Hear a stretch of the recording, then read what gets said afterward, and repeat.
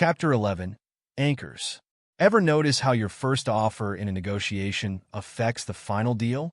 That's called anchoring. We unconsciously rely on initial information as a reference point. Example: if a car salesman starts the price at $50,000, any discount feels like a good deal, even if the final price is still high. Anchoring happens when the first piece of information influences all subsequent decisions. Chapter 12. The science of availability. We overestimate the importance of things that come easily to mind. For example, we might think airplane crashes are more common than they are because they get more media attention. Example: after seeing news about shark attacks, you might think swimming in the ocean is extremely dangerous, though it's rare. We overestimate the probability of things based on how easily they come to mind. Chapter 13. Risk and loss aversion. Kahneman introduces loss aversion, the idea that losses hurt more than equivalent gains feel good. This insight is critical in understanding why we fear risks. Example: you'd feel worse losing $50 than you'd feel happy gaining $50. Kahneman shows that the fear of loss drives our decisions more than the hope of gain. Chapter 14. Framing effects. How information is presented influences our decisions. For example, saying 90% success rate sounds better than 10% failure rate, even though both mean the same thing. How information is framed changes how we perceive it. Chapter 15. The endowment effect. We value things more once we own them. Kahneman explains that people demand more money to sell an item than they would be willing to pay to buy it. Example: once you own a coffee mug, you want more money to sell it than you'd have been willing to pay to buy it.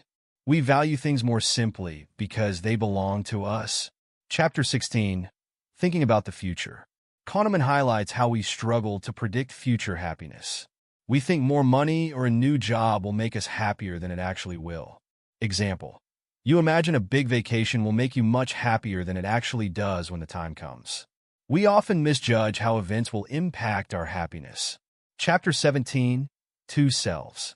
There's a difference between the experiencing self, the one living in the moment, and the remembering self, the one reflecting on the past. Kahneman explains how these two selves influence our decisions differently.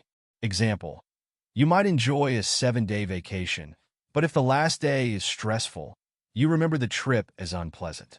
The experiencing self lives the moment, while the remembering self creates lasting memories, often at odds with each other. Chapter 18. The illusion of understanding. We believe we understand the past better than we actually do. Kahneman introduces hindsight bias, where everything seems obvious after it has happened. Example: after a stock market crash, we say, of course, the signs were all there. Hindsight bias makes everything seem obvious after it happens. Chapter 19. The illusion of validity. Confidence in our judgments often comes from illusions of competence. Even experts fall into this trap, overestimating their ability to predict outcomes. Example: a stock analyst confidently predicts the market, but his accuracy is no better than chance. Even experts overestimate the reliability of their predictions. Chapter 20. Regression to the mean. This concept explains how extreme outcomes tend to revert to the average over time. Kahneman warns against interpreting these fluctuations as meaningful trends. Example: a soccer player scores several goals in one game, and we expect him to perform the same in the next, but he returns to his usual performance. Extreme outcomes often revert to the average over time, but we mistakenly look for patterns. Conclusion: how to think better. Kahneman teaches us that understanding these biases is key to making better decisions.